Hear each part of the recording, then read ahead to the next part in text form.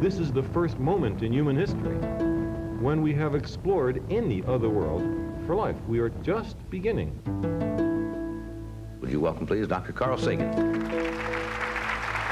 Es, sin duda, el científico más famoso del mundo. Cosmos is a Greek word for the order of the universe.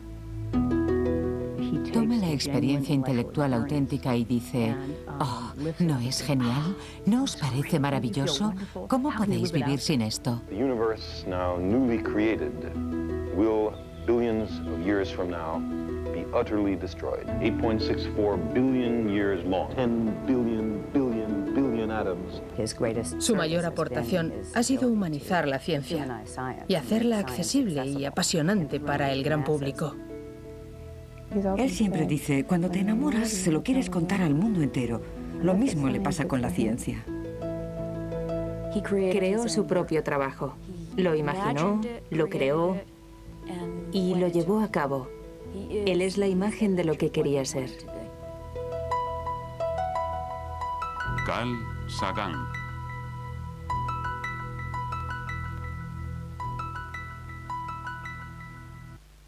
Parker? Stay quiet and clear. And action. We think that this may be a beacon, a sort of an announcement to kind of get our attention. You're sending this message all over the world. En 1996, Jodie Foster y el director Robert Zemeckis empezaron a rodar Contact, un film basado en la novela de Carl Sagan. El cine ha sido el último medio usado por Sagan para dar a conocer su credo científico. Nadie ha popularizado la ciencia tanto como Sagan. Se le ha llamado visionario, activista y ocasionalmente teatrero, pero para cientos de miles de televidentes del mundo entero, fue el hombre que les enseñó el cosmos. The journey for each of us begins here. We're going to explore the cosmos in a ship of the imagination. Come with me.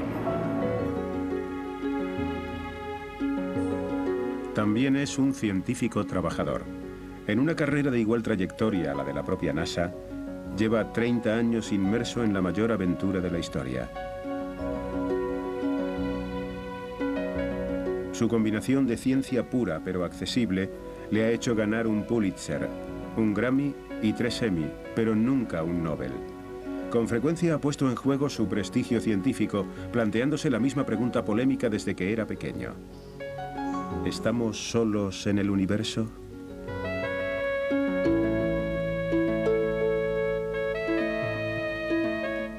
En un pequeño rincón del cosmos, en el barrio de Bensonhurst de Brooklyn, Nueva York, Rachel y Samuel Sagan se hallaron uno al otro. Tenían una relación mágica. Mi padre y mi madre tenían una relación enormemente estrecha y cariñosa. Sam Sagan era cortador en una tienda de ropa, un emigrante judío ruso que trabajaba duro en plena crisis económica. Rachel era la intelectual, Sam el empresario. Era muy bueno en su trabajo. Salió adelante durante la crisis. El 9 de noviembre de 1934, Sam y Rachel agrandaron su pequeño mundo con un hijo. Lo llamaron Carl Edward Sagan. Sam, y sobre todo Rachel, querían lograr la mejor vida posible para su hijo. Ella no tenía ojos más que para su hijo.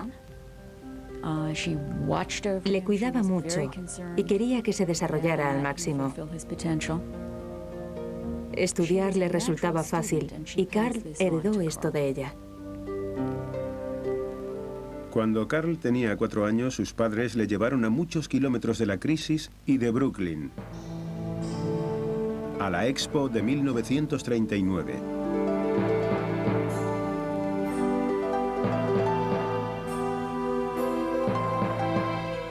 A Carl le cautivó esta maravillosa visión del futuro, un mundo ordenado por la ciencia, donde todo era aerodinámico y limpio, y nadie era pobre. El cielo de la Expo estaba lleno de luz y color. Carl, más que con fuegos artificiales, siempre soñaba con estrellas.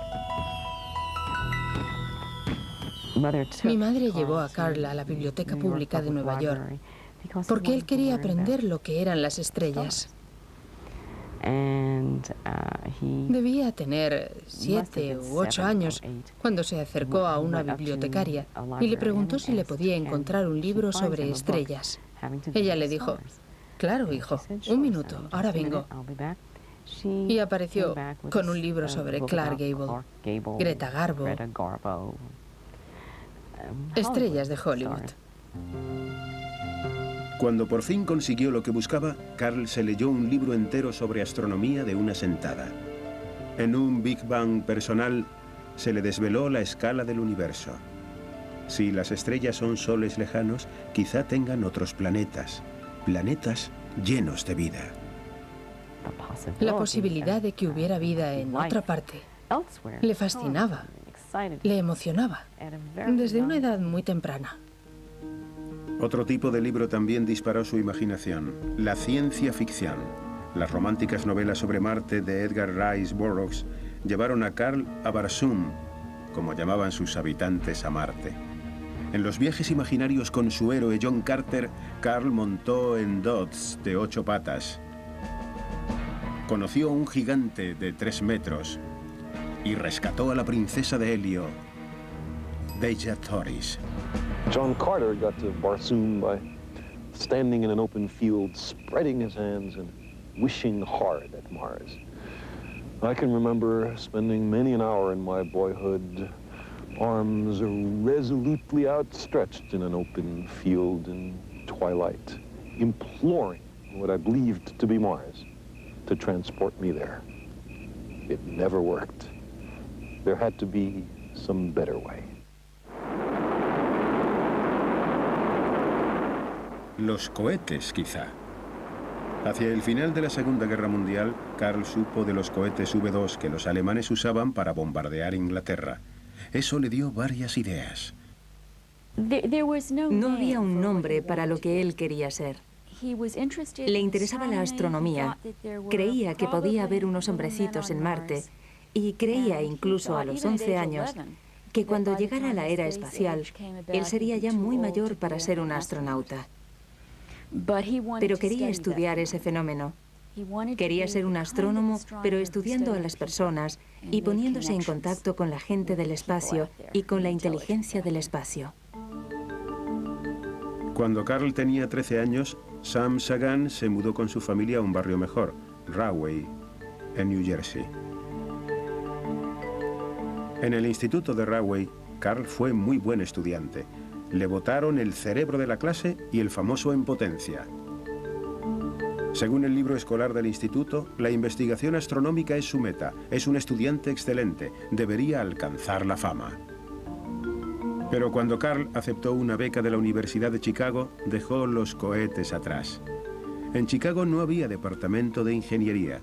Desde entonces, Carl abandonó las tuercas y tornillos, concentrándose en su capacidad para los grandes proyectos y pensando en las estrellas. También consiguió entusiasmar a otros.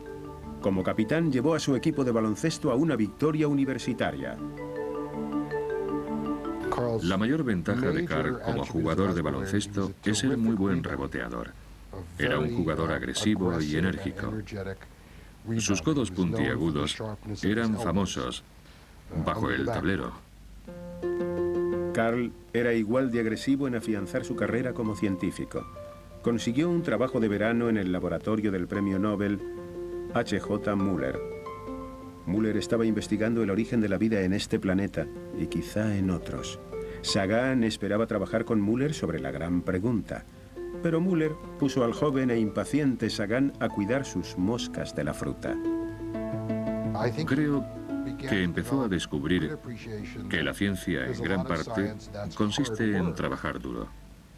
Por encima de los grandes saltos intuitivos, hay mucho procesamiento de datos y ese tipo de cosas. Carl se quedó en la Universidad de Chicago para hacer el doctorado en astronomía y astrofísica con otro de sus mentores, el doctor Gerard Kuiper. Kuiper era un astrónomo independiente que investigaba los planetas y la posible vida en otros mundos.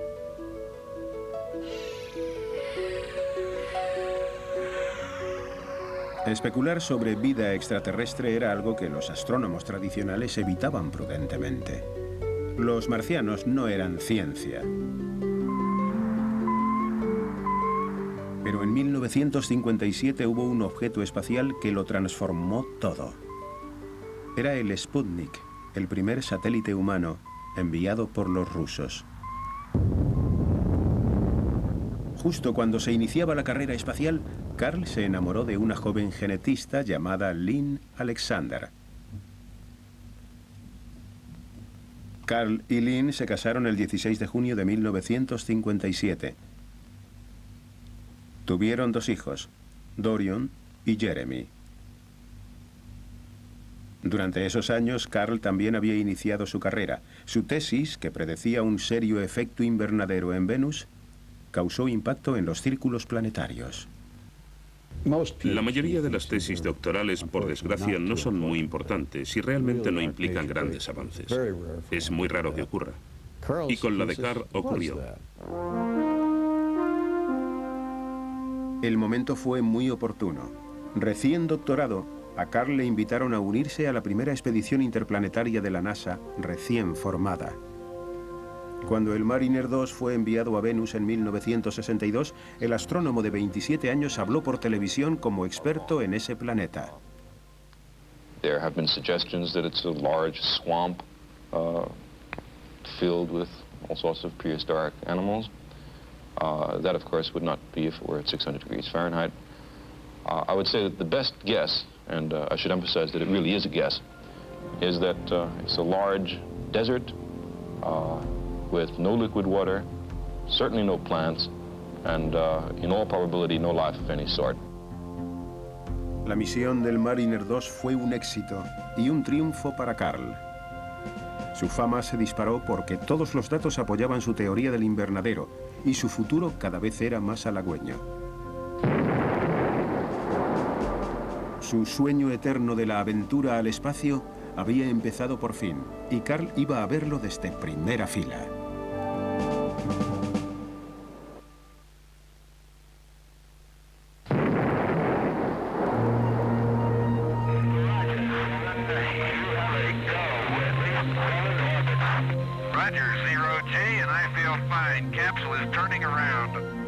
La carrera de Carl Sagan despegó al tiempo que la incursión espacial estadounidense. Creada en plena Guerra Fría, la principal misión de la NASA era llegar a la Luna antes que los soviéticos. Pero a los científicos de la NASA también les interesaban los planetas e invitaron al joven doctor Sagan a participar en su estudio. Aceptó con entusiasmo. Como parte del equipo de la NASA, Sagan podría ahondar en su propia y eterna misión personal: explorar otros mundos y buscar vida en el espacio. If we were to find just one example of life elsewhere, for example on Mars, then we would be much more justified in making this grand generalization that life is not restricted to our planet, but is a pervasive component of the universe. Pero la vida que Sagan tenía abandonada era la suya propia. En 1963, él y Lynn se divorciaron. Ella se quedó con los niños y él aceptó una invitación de enseñar astronomía en Harvard.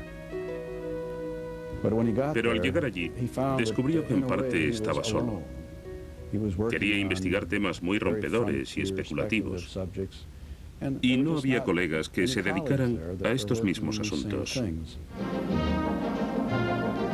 21 pictures were transmitted by Mariner 4, and they raised much of the veil of secrecy that shrouds outer space.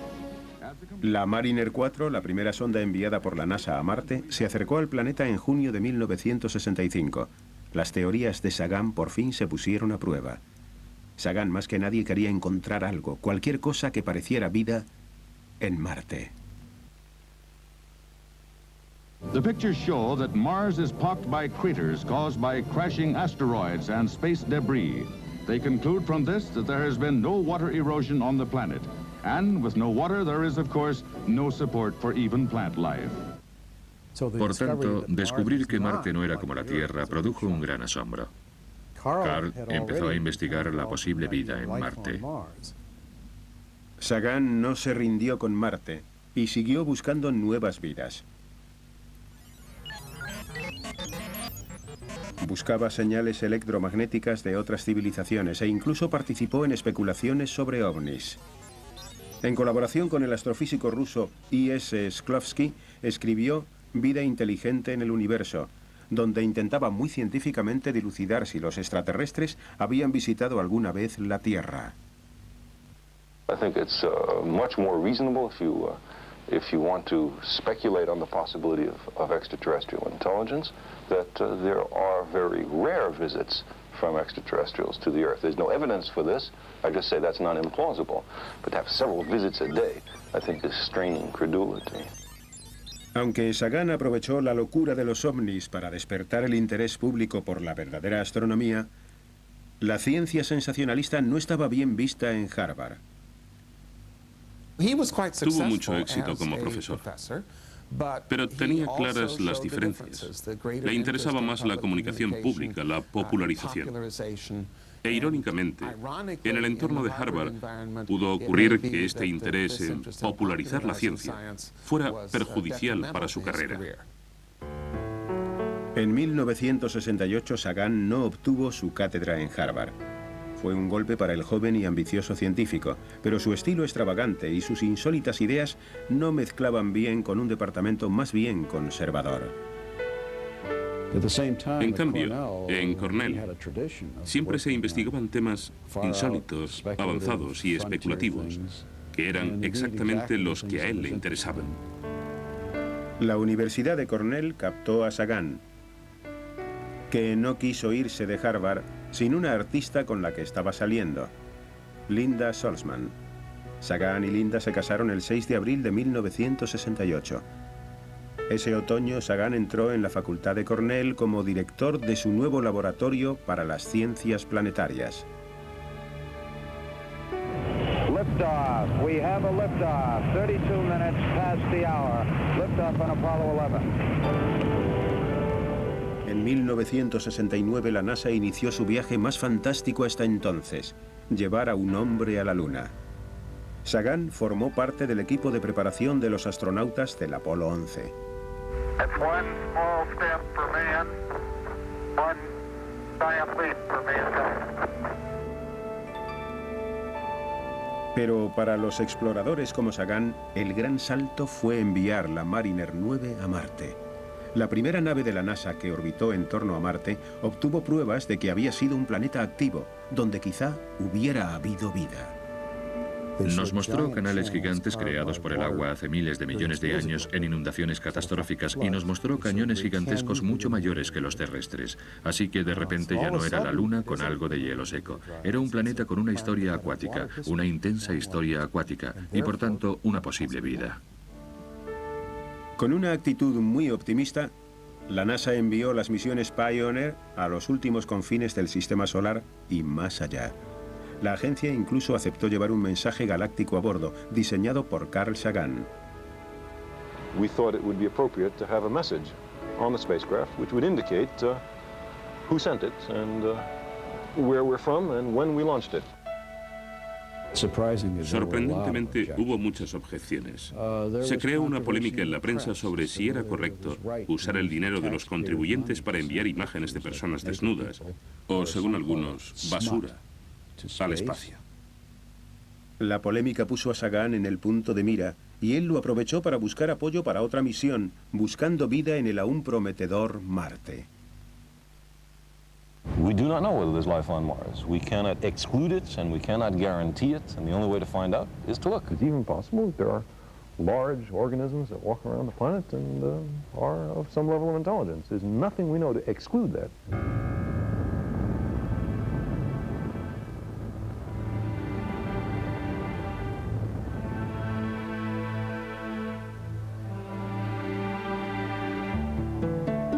Green for touchdown. ACS is green, 1.5 degrees per second max, 0.2 Gs. Repeat per second. Touchdown, we have touchdown.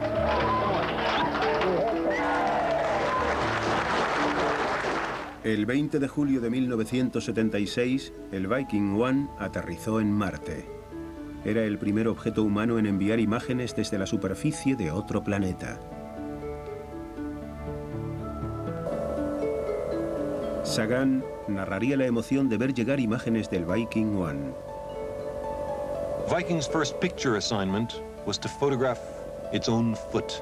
Viking painted its picture in vertical strokes, line by line, until with enormous relief we saw the footpad securely planted in the Martian soil. This was the first image ever returned from the surface of Mars.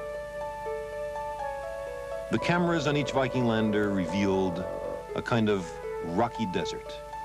Beyond the lander itself, we saw for the first time the landscape of the red planet. It didn't look like an alien world. There were rocks and sand dunes and gently rolling hills as natural and familiar as any landscape on Earth. Era un paso enorme para la humanidad, un espectáculo fascinante, pero seguía sin haber pruebas, ni un solo microbio de vida en Marte. Aunque podría existir.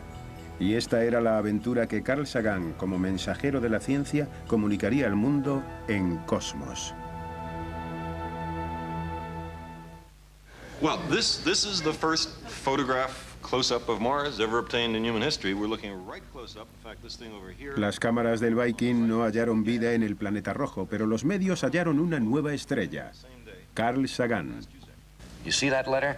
It looks like an English B. I suppose it's some Martian guy carving his initials on a rock. Is he likely to write in English? En 1977, Sagan fue un éxito en el Tonight Show. Tuvo un libro en las listas de bestseller y salió en la portada de la revista Newsweek. Su siguiente proyecto duraría aún más, unos 1.000 millones de años. Sagan creó una grabación de imágenes y sonidos que viajaría en la nave Voyager hacia el espacio interestelar. Sagan trabajó estrechamente con la directora creativa del proyecto, Anne Dwyer. Dedicaron meses al gran proyecto de intentar capturar el mundo en un solo disco. Descubrieron que tenían las mismas ideas, los mismos sueños para el proyecto.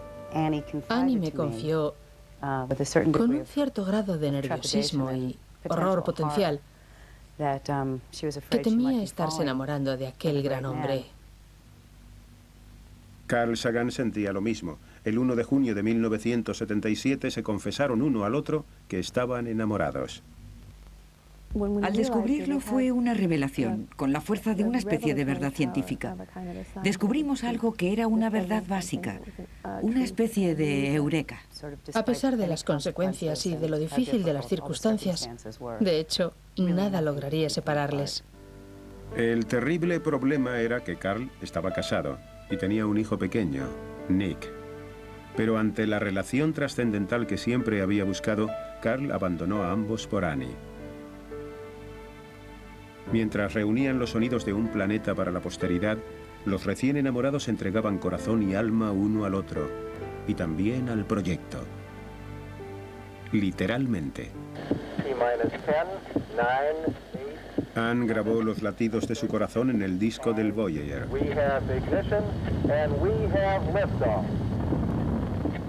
Se unirían a los saludos en 60 idiomas. Shalom.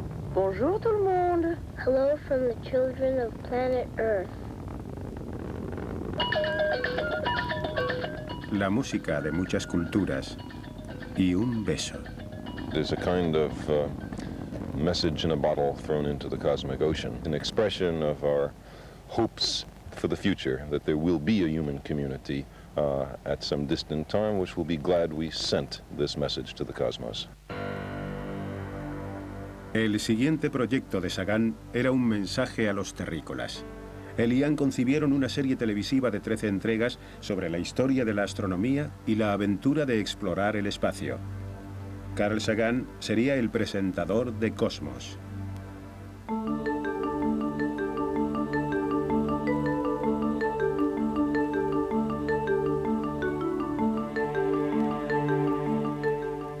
Tardaron 3 años en grabar Cosmos, en más de 40 exteriores en 12 países, desde Egipto hasta India. Fue agotador y apasionante. Una gran parte del texto se escribía, bueno, justo antes de encenderse las cámaras. Surgían muchas buenas ideas repentinas.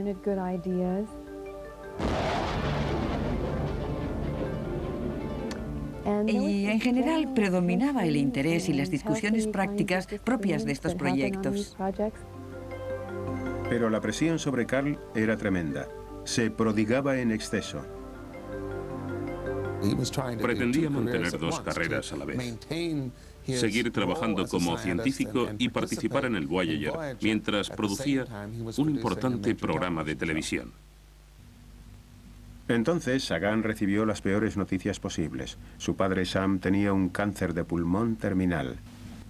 Sam y Rachel Sagan se trasladaron a casa de Carl y Ann para compartir sus últimos meses.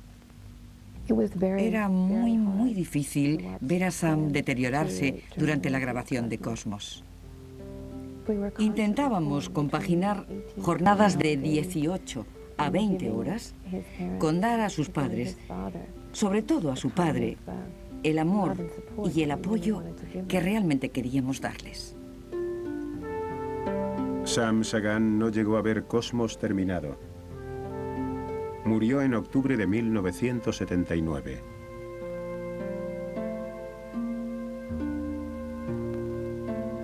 The journey for each of us begins here.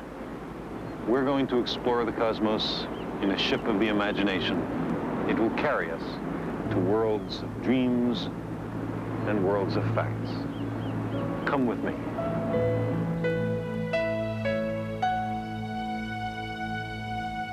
Cosmos se estrenó por fin en septiembre de 1980. Fue un éxito. La serie de televisión pública más vista de la historia, seguida por más de 400 millones de personas en todo el mundo. Cosmos is a Greek word for the order of the universe. In a way, it's the opposite of chaos. The universe, now newly created, will, billions of years from now, be utterly destroyed. 8.64 billion years long. 10 billion atoms contemplating the evolution of matter.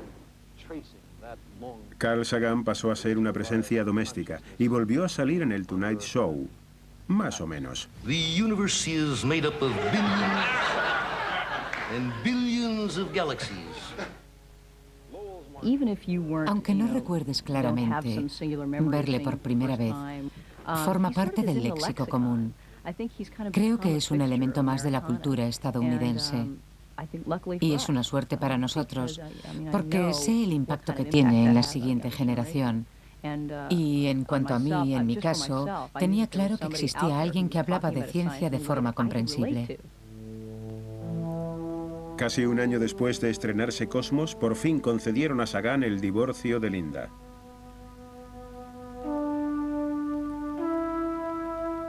El 1 de junio de 1981, 4 años después de enamorarse, Carl Sagan y Annie Druyan se casaron. Carl estaba encantado. Porque bueno, había estado casado 2 veces, no era su primera boda, aunque para Annie sí. Para ella fue la boda de sus sueños. Pero para él fue casi como su primera boda, se reía, nervioso. Fue una de las bodas más románticas que he visto. Mientras Carl Sagan y el amor de su vida, Annie Druyan, se convertían en marido y mujer, la constancia de su historia de amor viajaba entre las estrellas. La nave Voyager enviaba imágenes sorprendentes de Júpiter y sus lunas, de Saturno y sus anillos, antes de abandonar el sistema solar. Pero en aquel momento Carl Sagan concentraba toda su energía, toda su atención, todo su asombro en un planeta, este.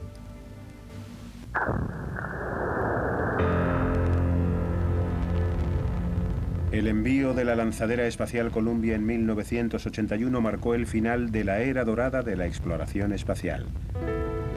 Mientras la lanzadera realizaba sus carísimas órbitas en torno a la Tierra, la NASA, ya sin fondos, desistía de enviar más misiones a otros mundos. Sagan y sus colegas, tristes, nada podían hacer. Shuttle is They send 3, 5, 7 people up in a tin can, 200 miles up. They go around the Earth for a week and do something the tomato plants don't grow or something, and then they say, we've done space exploration. That's not space exploration.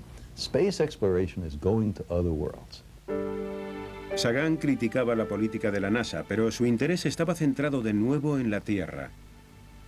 Tras tanta búsqueda, era el único planeta donde realmente había vida. Y al nacer su hija Alexandra en 1982, Sagan decidió hacer cuanto pudiera para proteger este frágil mundo. Entonces, en marzo de 1983, la propia vida de Sagan se vio amenazada por un apéndice tóxico. La apendectomía urgente no salió bien y Sagan casi murió desangrado. El cirujano me dijo, tiene que sacarlo de aquí, va a morir. Y le llevamos en ambulancia al hospital Syracuse, donde 10 horas de operación le salvaron la vida. El presidente Reagan acababa de dar un discurso anunciando su plan para la Iniciativa de Defensa Estratégica o Guerra de las Galaxias. Desde la cama de la Unidad de Cuidados Intensivos, Carl organizó una protesta contra el programa. Nos parecía que todo el concepto de la Guerra de las Galaxias era equivocado, porque nos llevaba a la militarización, que iba a limitar la libertad de poder explorar. Tras el éxito, tras la fama, Carl Sagan se convirtió en un activista. Décadas de labor científica en otros planetas le hacían temer por el suyo. It is therefore possible that a full nuclear exchange would be not just an event which wipes out a few 100 million people in the Northern Hemisphere, but does significantly more serious damage.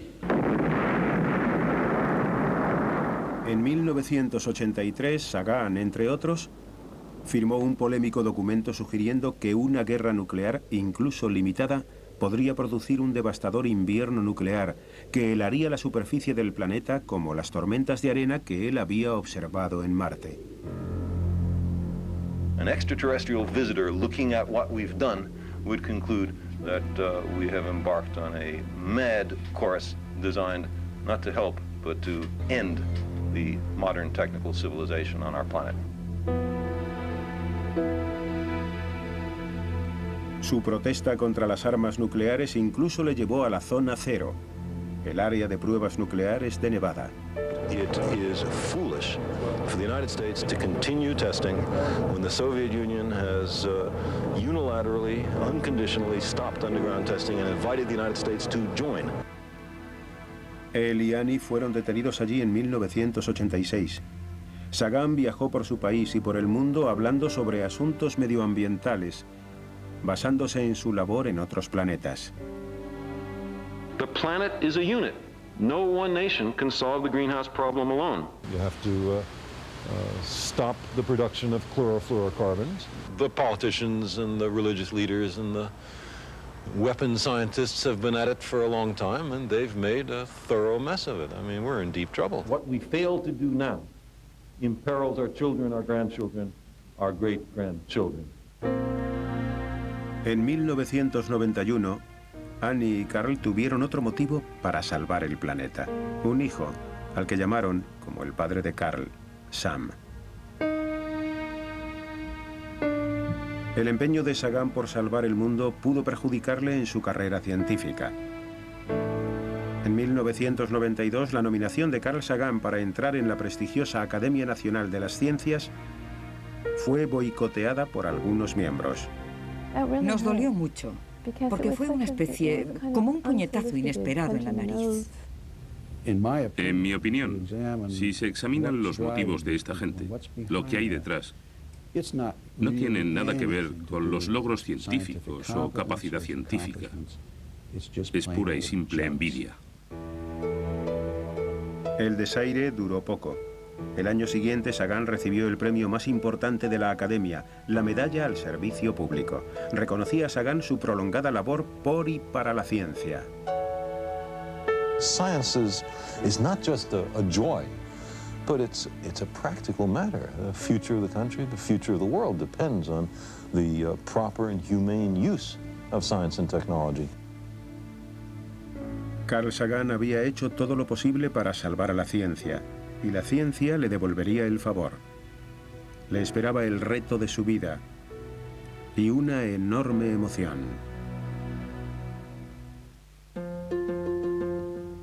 En 1992 el Congreso autorizó oficialmente la búsqueda de inteligencia extraterrestre. En 1993 se canceló la financiación federal de este proyecto, pero la idea obsesiva de Carl durante toda su vida, la de que quizá no estemos solos, era por fin una ciencia respetable. Y también una labor que podía hacerse desde casa. En su casa estaba su hogar. Tras una larga carrera llena de éxitos, Carl Sagan era feliz pasando tiempo con su joven hija Sasha, su pequeño hijo Sam y su amada esposa Annie.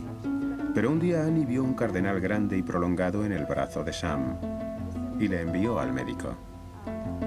Y el médico me llamó, Carl no estaba, y dijo, hemos cometido un error muy tonto. Hemos intercambiado la sangre de Carl por la de otra persona. Porque me dijo, ¿dónde está Carl? ¿Está en casa? Le dije, no, está dando una conferencia. Y dijo, pues esta es la sangre de un enfermo grave. No puede ser de Carl. Un segundo análisis confirmó la terrible noticia.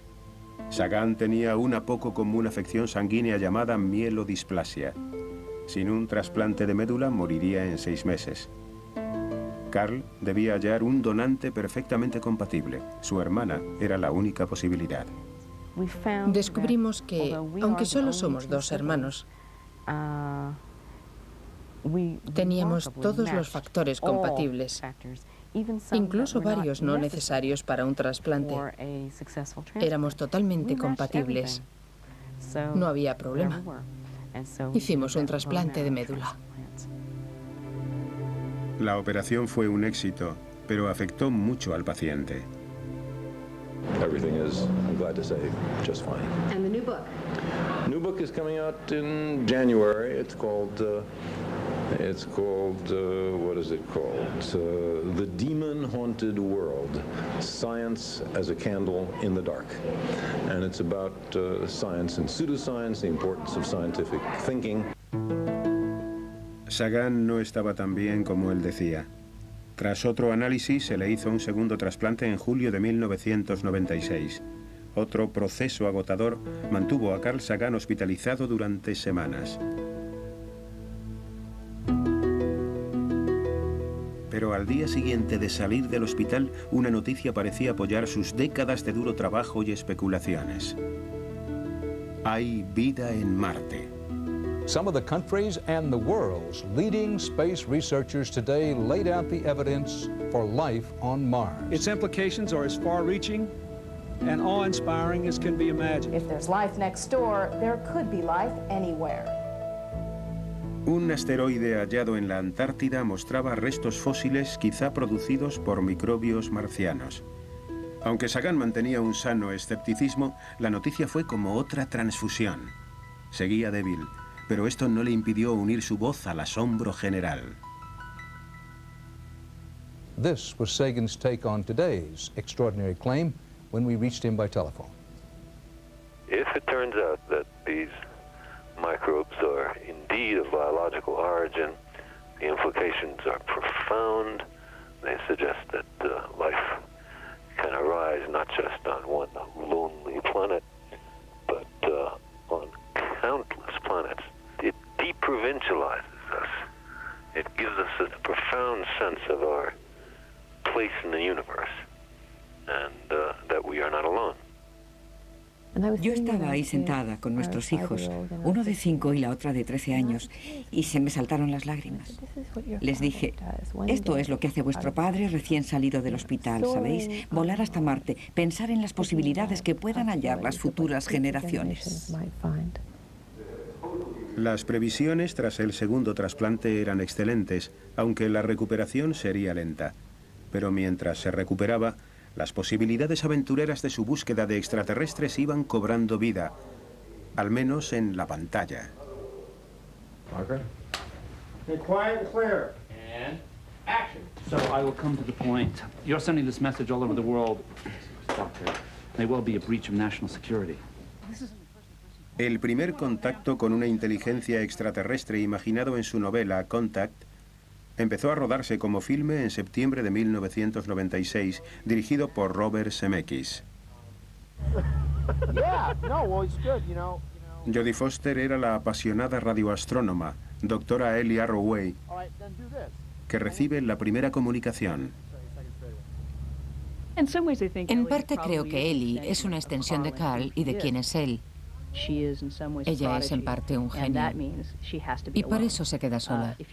Si eres genial, eso implica estar separado de nuestra generación y decir 2 más 2 son 5. Y tienes que aceptar el hecho de que todos se van a reír de ti y nadie te va a respetar. Tienes que creer consistente e independientemente que lo que buscas es más importante. Sagan ha dedicado su vida a buscar la verdad a base de elevadas especulaciones y de lógica pura y dura. Pocos científicos han hecho afirmaciones tan extraordinarias y menos aún han logrado apoyarlas con pruebas tan extraordinarias. Su carrera ha estado llena de asombro ante lo que es realmente verdad. Un estudiante le dijo, ¿sabe? Ha desacreditado todo aquello en que podíamos creer para sentirnos válidos. ¿Qué nos queda? A ver, ¿qué nos queda? Y sin dudar un momento, Carl dijo, haz algo válido y te sentirás válido.